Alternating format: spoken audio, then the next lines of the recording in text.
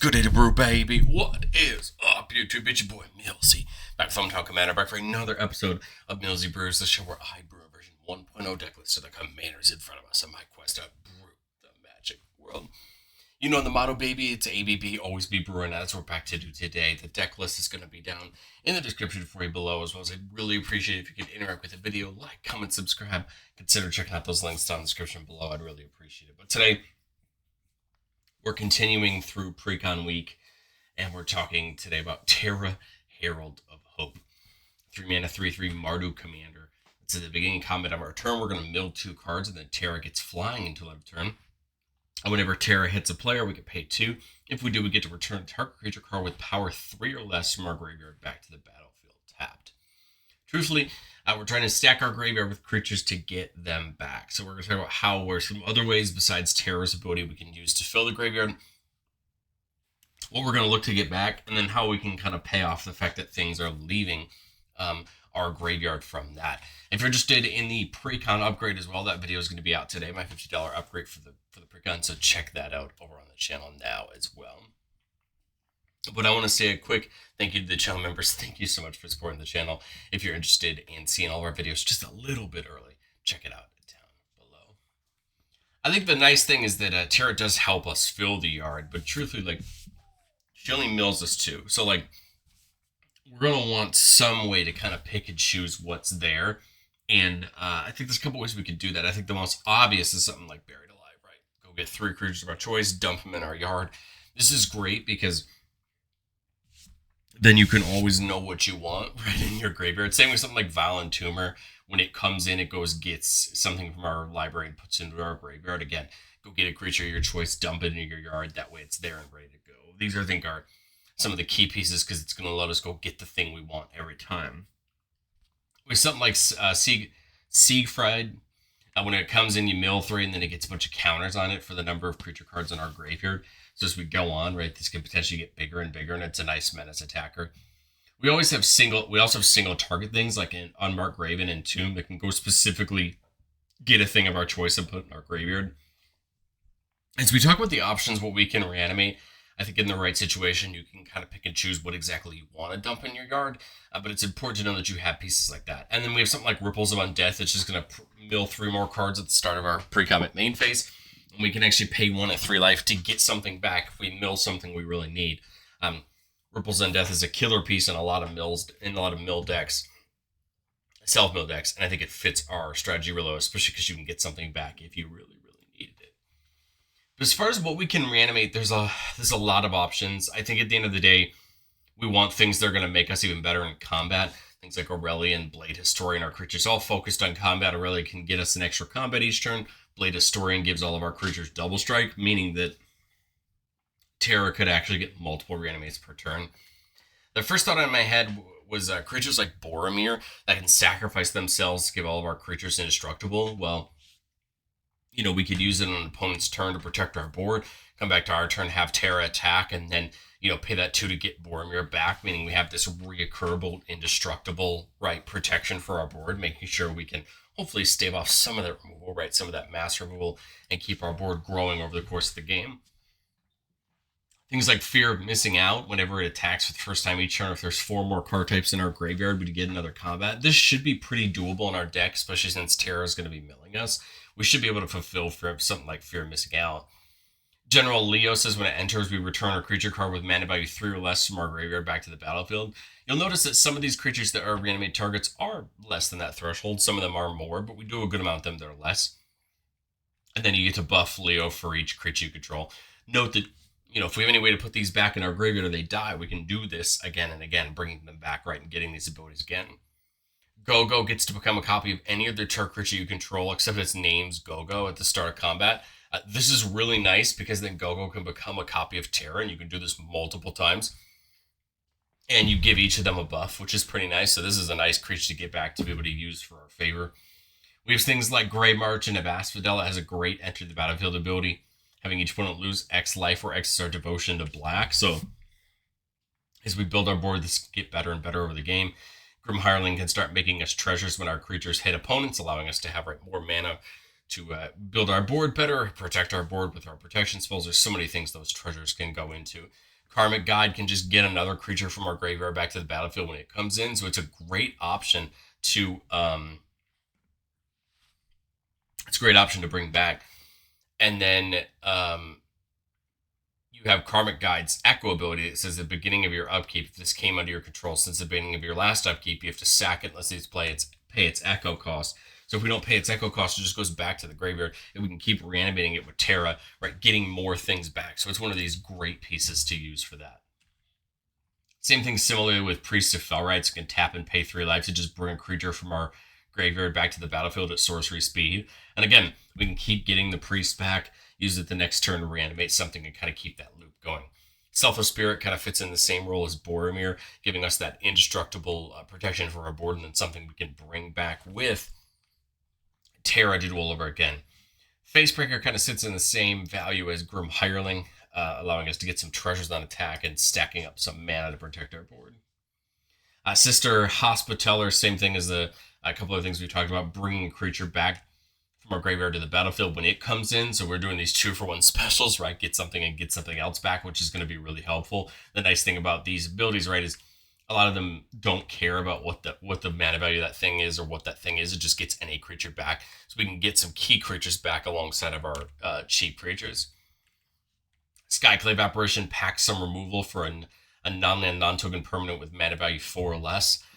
And if it were to die, right, we can do it again back out of our graveyard, removing those things. Remember with Apparition, when Apparition leaves the battlefield, the owner of that thing doesn't get the permanent back. They just get an XX, where X is the mana value of the card. So, if you lock out a key thing, it's gone, whether Apparition leaves or not. And that's really nice, because then you can really, eat up those important things. And then a card that I think is just going to feel really fun is something like Summon Knights of the Round. Of course, remember, Final Fantasy has all these new Saga creatures.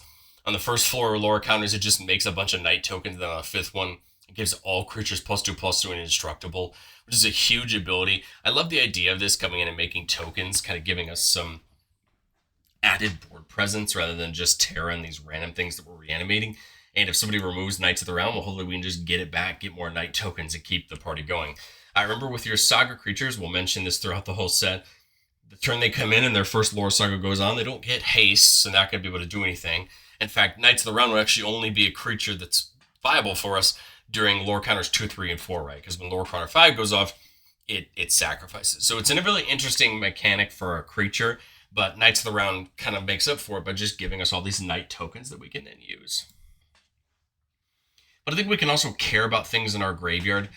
Celeste Rune Knight is the alternate commander for Terra's deck, and probably the commander I expect to see more play out of the two. When it enters, you can discard a number of cards and draw that many cards. And whenever one or more creatures enter, if one or more of them was entered from the graveyard or cast from the graveyard, put a counter each creature you control. I think Celeste is the better commander, and we'll talk about her in the next coming week or so. But I wanted to cover the face commander, at least wanted to give it its chance, right? Because people will want Terra instead. But if you're looking for probably more raw power, I think Celeste is the better option. And she works here, right, in buffing all of our board, right, every time Terra brings something back. Alesha, who laughs at fates, at the beginning of our end step. If we attack this turn, note that Alesha doesn't have to attack, but she gets counters, or they get counters, making their ability better. You return target creature card with mana value less than or equal to Alesha's power from the graveyard back to the battlefield. So you kind of get another reanimation right every turn. The new Bannon says once during each of our turns, we can cast a creature spell from among cards in your graveyard that were put there this turn. And then whenever we attack, we can pay one and pitch a card if we do draw a card. So Bannon lets us take those milled cards, right, and potentially cast something back out of it along the process. Same thing with Chainer. We can pitch a card to cast a creature from our graveyard. Again, we love it. It allows us just to continue to get things out of our graveyard, except, through Terra's ability. And then Chainer actually gives haste if we do cast something that way. Cyan is a creature we can get with Terra's ability, but it also cares about it. Whenever one or more creature cards leave our graveyard, we put a counter on Cyan. So it's going to grow as it has double strike, becoming more of a threat. Galpharaoh Youth says whenever it attacks, we put a counter on it at the beginning of each end step. If we had a card leave our graveyard, it deals damage equal to its power to each opponent. So every turn, Gal's getting bigger as it attacks, and it's dealing outright this damage to each of our opponents. But I've said before on the show, and I'll say it again, no deck's ever complete. This is our version 1.0 shot at Terra, and I think going into testing, there's a lot of things we can learn, which is Do we have enough good targets? I think something like Ramesh Chupacabra could make a ton of sense. Comes in and destroys a creature an opponent controls. There's a lot of creatures that have great ETB abilities we could really consider in these slots. The second, the Falcon, which is in the pre-con, is just here symbolically for, are there more ways that we can bring creatures back from the graveyard? We are playing Reanimate and other recursion spells, but do we play more? Do we need more of it? Is it something that we're seeing enough of in our games to make sure that we're doing not only just Terra's ability, but more than that? And then I thought about something like All-Out Assault, just having all of our creatures hit a little bit harder. The one thing I worry about is that Terra's going to bring all these things back, but are they going to have enough value other than just their ETBs or being, combat threats? Can they hit hard enough? Can they do good things? And I think that's where something like All Out Assault would make me feel a little bit better, giving them all Death Touch, making them a little bit harder to chump block. And, All Assault gives you that second combat the turn that comes in. I think the thing I didn't focus on the most for the deck that I think could also make it better is looking into ways to sacrifice our creatures so that we can use Terra to bring them back again. I think that would be another way to really take advantage of the game plan we have going on. And I think that's something I would look into in testing. But let's do what we love to do most on the channel and get into our playtest. Remember, the goal of playtest on our channel is not to find Magical Christmas Land. It's not to show off all our best plays, but it's to get in some game scenarios and talk about what kind of hands are we looking for and why are we keeping them. So here we're keeping a 4-lander with Brotherhood Regalia, a spell that can make Terra just straight up unblockable, which is something that's nice, or can make another creature unblockable.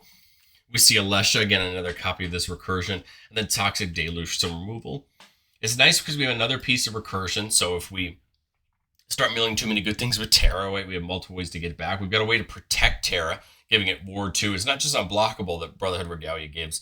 It also gives Ward 2, which is really nice because Terra's the entire point of our game plan, right? So we want to make sure Terra stays safe.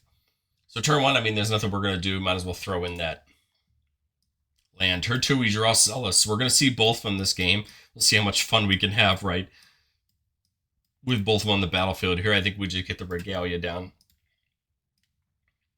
Get it started. Turn 3, we can get Terra down. Now, Terra's going to immediately start doing its ability the turn she comes down, which is completely fine. As we don't mind loading our graveyard up a little bit.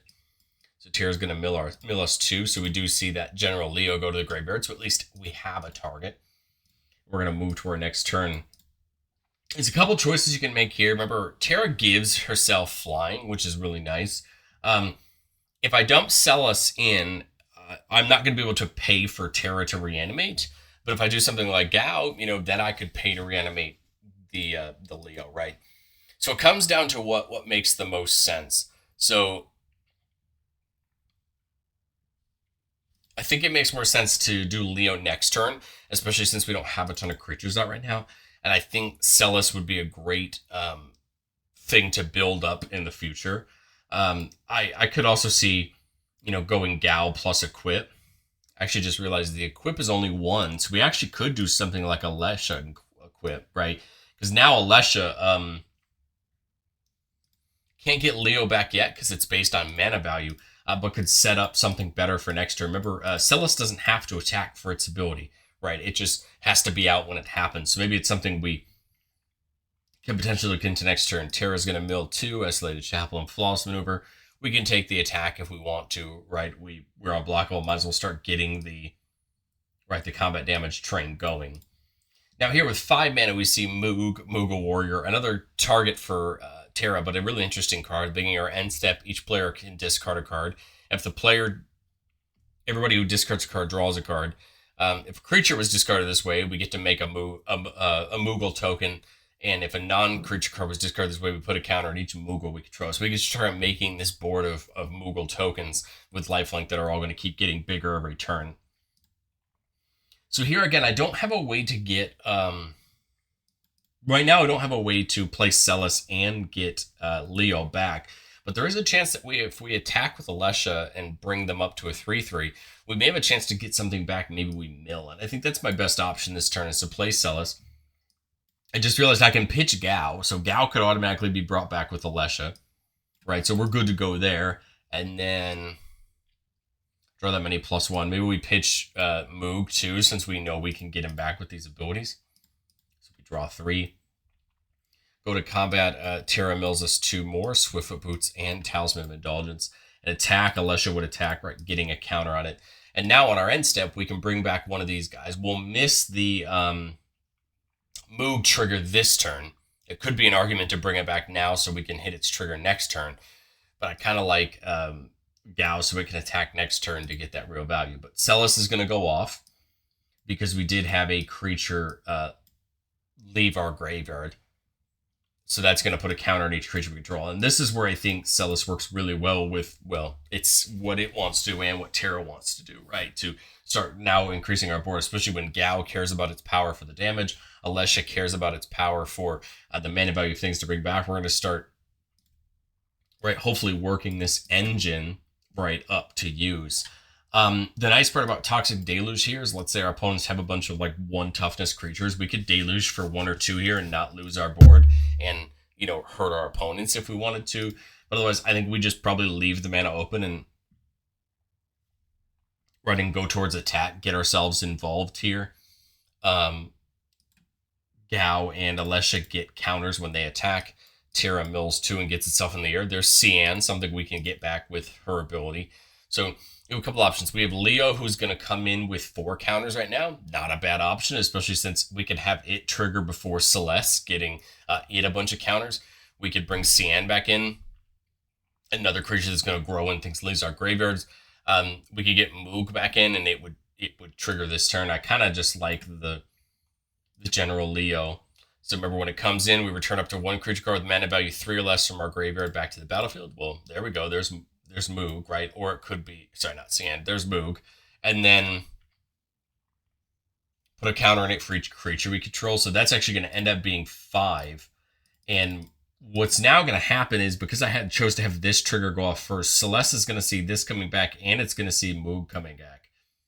Meaning that all these creatures are actually going to get 2 counters, because they're 2 separate triggers of creatures coming back.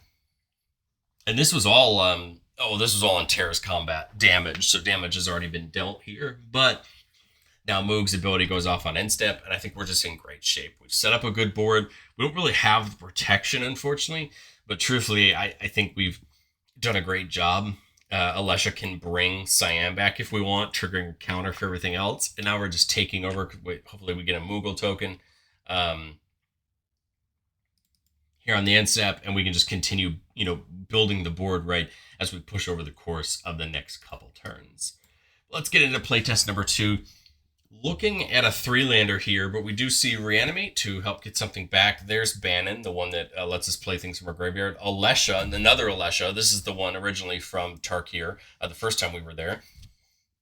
Whenever it attacks, you can pay 2. If you do, return a creature power 2 or less from your graveyard back to the battlefield tapped and attacking. So we can actually get it in attacking and then Buried Alive. Again, Buried Alive's huge because now we get to choose what we want in the graveyard. And that's important in a hand like this, because even if we don't see the right support creatures, we know we can dump what we want right in our graveyard. I don't think Bannon's a bad turn 2 play from what I'm staring at right here.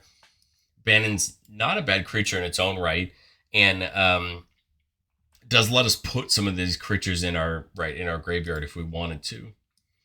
On turn 3, we draw Tabal's Judgment, and enchantment says whenever a card leaves our graveyard, we can choose to do one that hasn't been chosen this turn, draw a card, make a treasure, make a token. So there's lots of option. If I Buried Alive this turn, Terra wouldn't be able to reanimate it for 2 more turns, but I think it would start setting up a nice thing.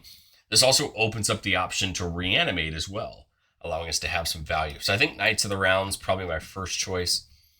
Boromir feels like a great choice, right, to potentially start protecting my board.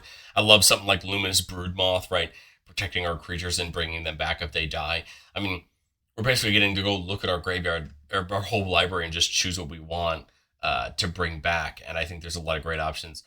If we're going to reanimate, I feel like Celis feels like a great option to just straight up reanimate, right? We already know it looks good. We saw that in the first player. Aurelia could give us multiple combats, meaning multiple, right, reanimations back out of our graveyard. Truthfully, there's a lot of great options, and I think we just kind of got to pick. Otherwise, we're just going to get bogged down by the choice, right? So we'll throw those 3 in our graveyard. Again, we know we can get them back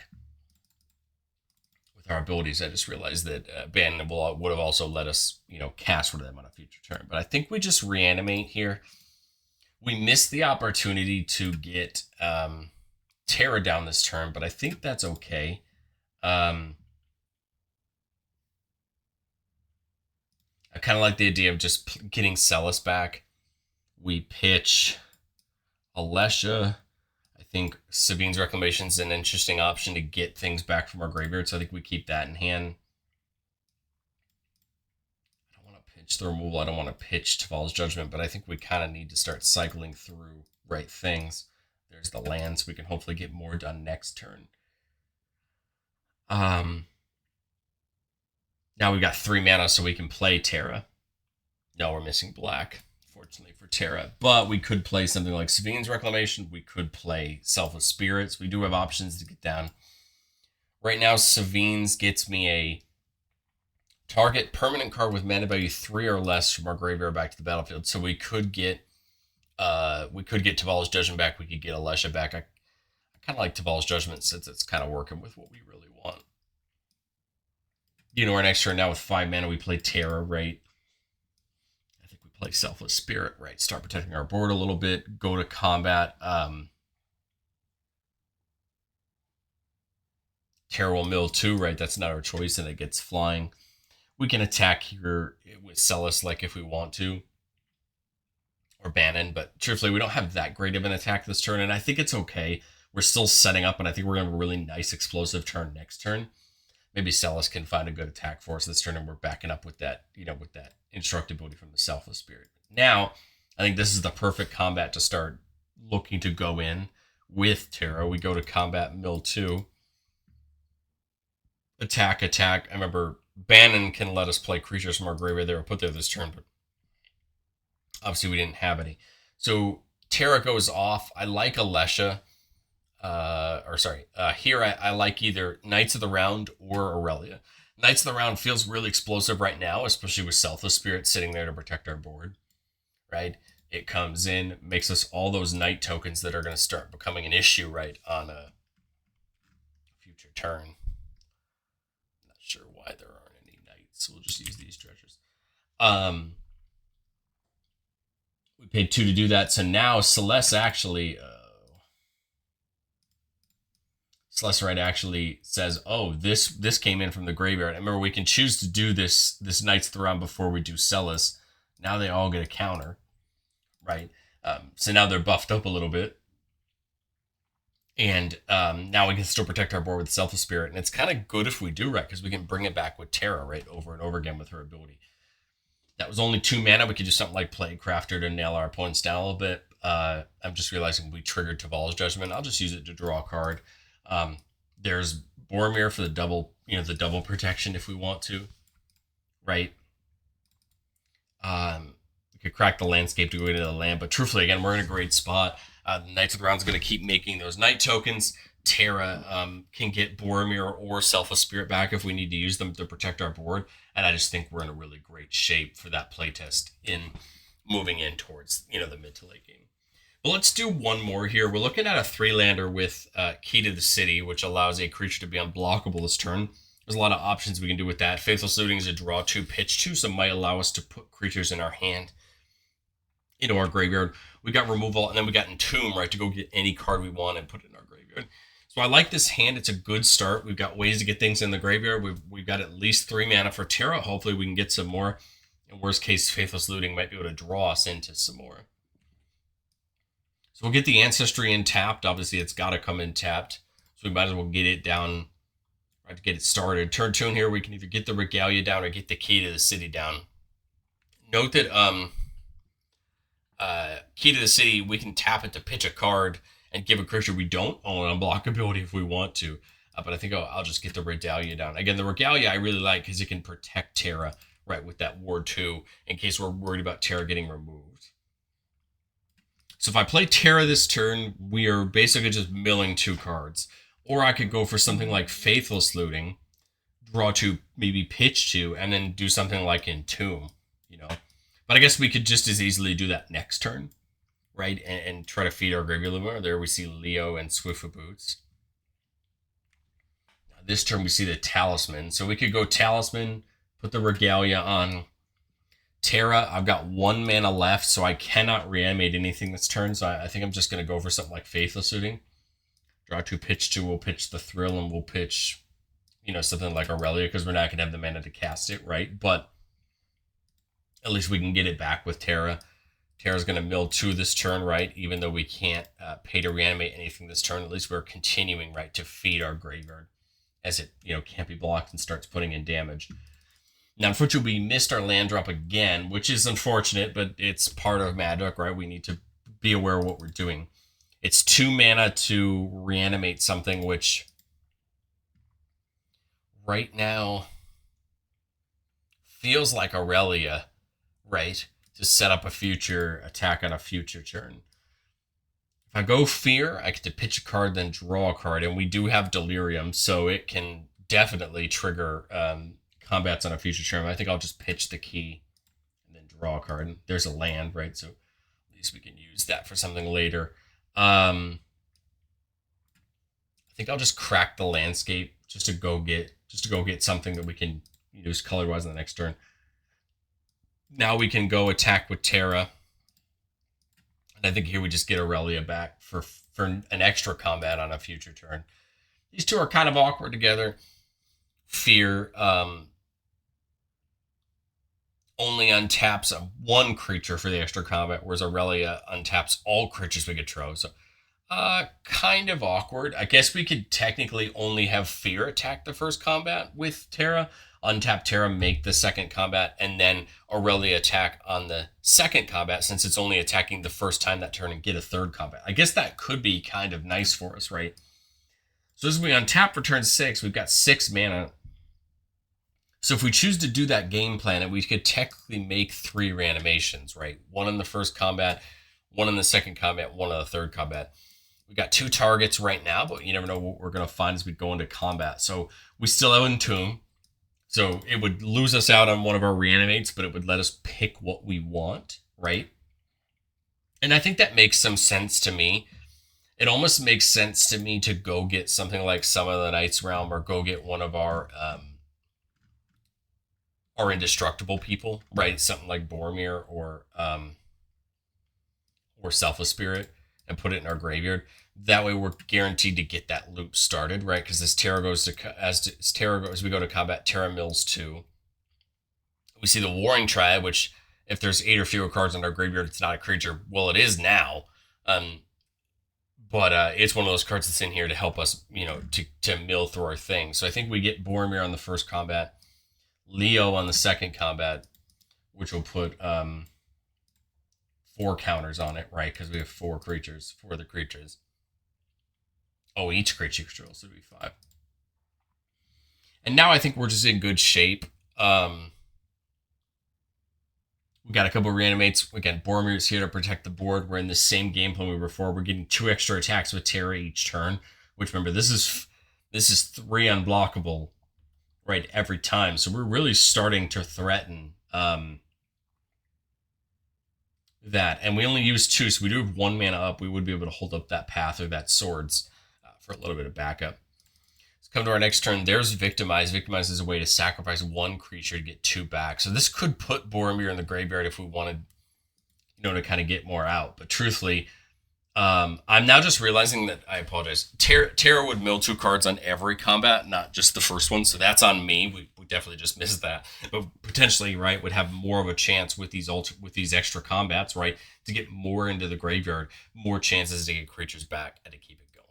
But I think that gives us a good representation of what Terra is trying to do. Let me know down in the comment section below if you're excited about Terra, if you're more excited about Celis. Celis will be coming up to the channel next week, so we'll see it soon. But this week's all about the pre-con commander, so that's all I wanted to do. I'd love to know what you think, and I will catch you on the next one.